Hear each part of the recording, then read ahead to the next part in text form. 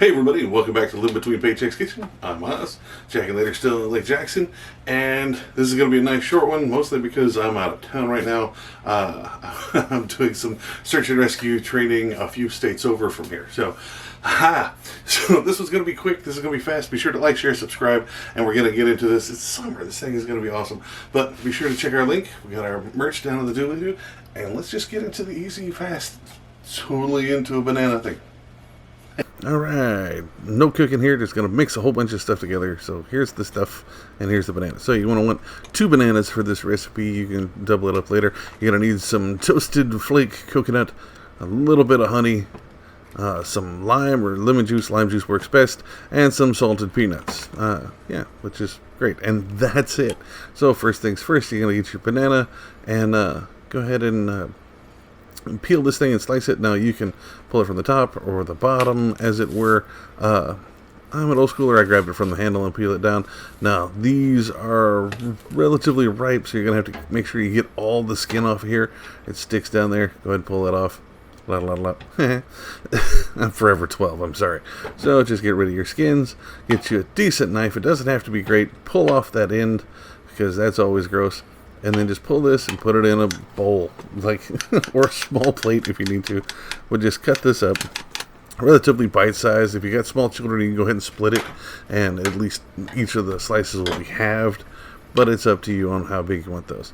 You want to go ahead and get your tablespoon out and do 1 tablespoon of the lime juice. Now, go ahead and give it a nice toss. Get all that lime juice in there. I thought the lime juice was going to overpower it, like it was going to make it super sour or something. It doesn't. This turns out really well. Toasted coconut flakes. You want to get, again, your tablespoon thing out. I think we ended up using 1 of the tablespoons in there. And then 2 of the peanuts. You can add a little extra if you feel like it.